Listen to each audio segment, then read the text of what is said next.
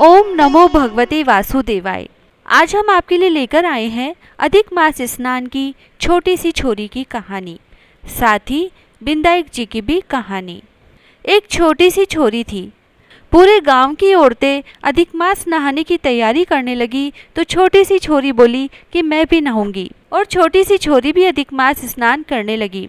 अधिक मास पूरा हुआ, सब औरतें बोली गंगा जी जावें, जमुना जी जावें कि हरिद्वार जावें। जब एक जनी बोली कि मैं तो दामोदर भगवान को जिमाऊंगी, तो छोरी बोली कि वो कैसे होवें।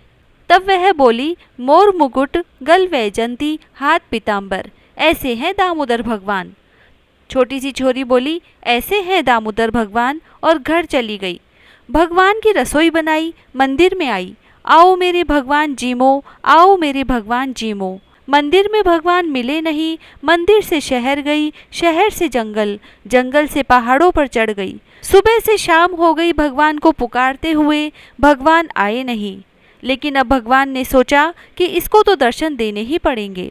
भगवान ब्राह्मण का रूप रखकर आए और बोले बेटा मैं ही हूँ तेरा भगवान, मुझे जिमा दे। तो वह बोली कि तुम तो मेरे भगवान नहीं हो, मेरे भगवान ऐसे नहीं हैं। भगवान ने पूछा तो फिर कैसे हैं तुम्हारे भगवान? तो वह बोली मेरे भगवान तो मोर मुकुट गल वैजंती हाथ पीताम्बर, ऐसे हैं मेरे भगवान। तो भगवान ने कहा क्या ऐसे हैं तेरे भगवान? तो वह बोली हाँ।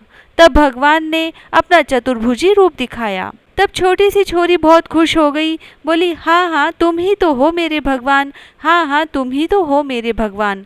और आगे आगे बावली सी भागी जाए, पीछे पीछे भगवान भागे।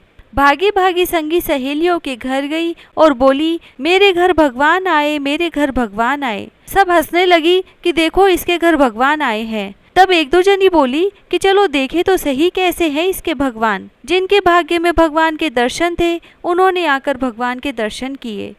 हे दामोदर भगवान, जैसे उस छोरी को दर्शन दिए वैसे सबको दर्शन देना। कहता ने सुनता ने हुकारा भरता ने सारे परिवार को देना। बिंदाई जी की कहानी। 7 भाइयों की एक बहन थी, वह सब बात सुनती, परंतु गणेश जी का नाम आते ही घाघरी झटका कर चली जाती। अतः गणेश जी को बहुत गुस्सा आया। गणेश जी बहन को डराने लगे। बहन तो डर के मारे सूखने लगी। भाइयों ने उसके दुख का पता करने की कोशिश की, परंतु पता नहीं लगा सके।